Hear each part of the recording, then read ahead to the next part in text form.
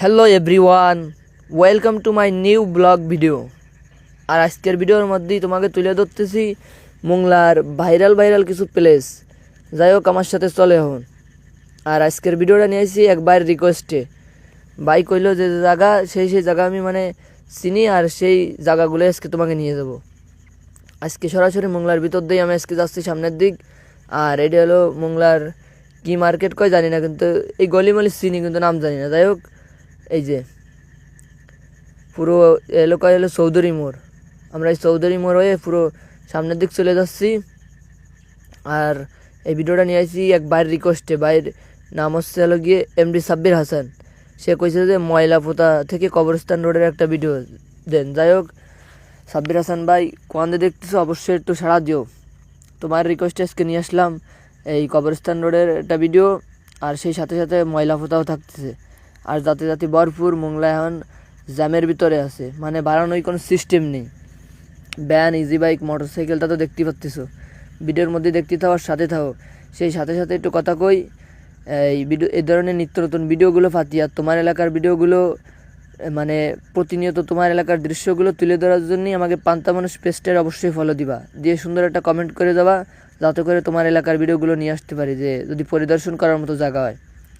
যাই হোক, এই চলে আসি কবরস্থান রোডে।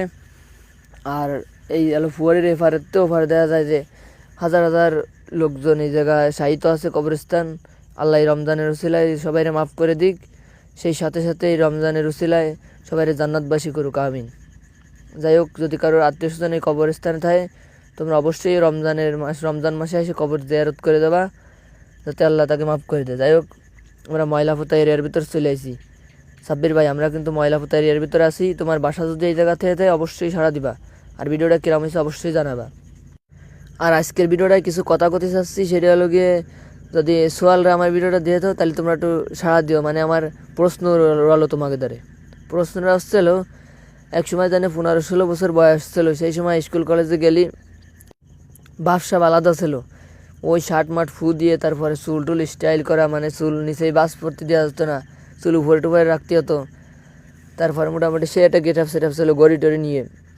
আর এখন 18, 20, 22 বছর এসে যখন পরিবারের দায়িত্ব মাথায় আসে, সেনারা কি ওই সেই বাপটা, তারপরে চুল টুল কাহেটে রোডে গাড়ে বানানোর সে সময় কি থায়? আমার প্রশ্ন হলো একটা, যদি কেউ জানা থাকে তাহলে একটু অবশ্যই জানাই যাবা।